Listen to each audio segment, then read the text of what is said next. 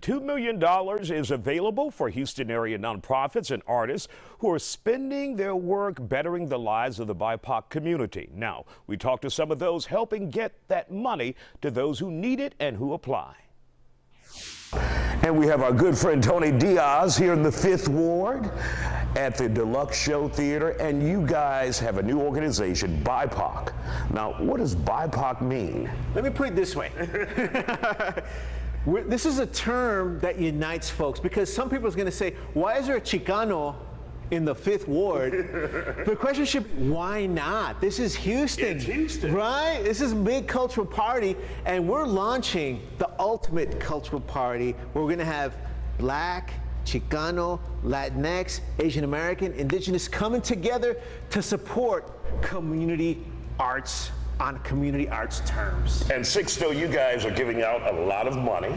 And who will this money go to, and how can you apply for it? So it's a 5-year initiative that's $12.4 million, but in this round, it is $2 million that's going to go out to our community to nonprofit arts organizations or artist collectives that are fiscally sponsored by the end of this year. So please apply and go to HoustonBANF.org in order to find out the information. We also have the information in Spanish language and an application in Spanish language for those who need Spanish language. And if you need other language support, we got you. Just need to tell us, and then we'll try to get the translation and work with you. Kelly, how important is it that you guys support the arts in Houston, a very diverse community? It's critical. It tells the story of our cultural traditions. It really provides a visual explanation to the diversity and the beauty that are the cultures that represent the BIPOC community. And so, you know, for so long we haven't had an opportunity to show our strengths, to have our cultural values appreciated and recognized and supported financially. And BANF and what we seek to do is to change that and to create a new form to figure out how to value and support and work in partnership. That's the point of this collective. We're all part of the communities in which we're seeking to fund. So it's not us doing something for them, it's us working with them. And them is us, so it's all just we. Now, Tony, out of the $2 million that you guys are giving out by the end of the year, we're talking about various different amounts of grants. Tell us a little bit about that and what people can expect in these amounts. That's a great question, because the grants are from $5,000 to $50,000 for this wave. But this is what I want the community to understand. This is not like your corporate organization going through and saying, you're a loser, you're a loser, you're a loser. We're going to look through everybody's work and say, you're a winner, you're a winner. We're coming at it on community level terms. So organizations that might not be a 501c3 can team up with other 501c3s. But when we're going over this at the steering committee, we've argued about, well, here's what counts for community work. So for example, if you can't say, here's all the receipts for the money that we got from grants, no.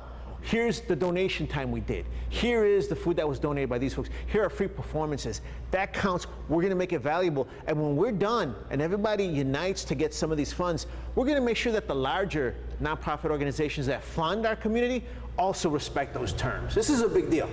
And Sixto, with the lax rules that you guys have put in place, it will open the door to more people in the community to apply, right? Absolutely, and then that is the whole point for this round, is actually to open the doors in the 9-county region to see who's actually here, who's doing the work, who has been doing the work, and how can this $5,000 to $50,000 grant invite you into a community, invite you into a conversation, so that we're not just in our little silos and not in understanding this is only Harris County, not in a museum district and not in these areas, but we're coming together and defining a community through art, by art, and that actually is Houston.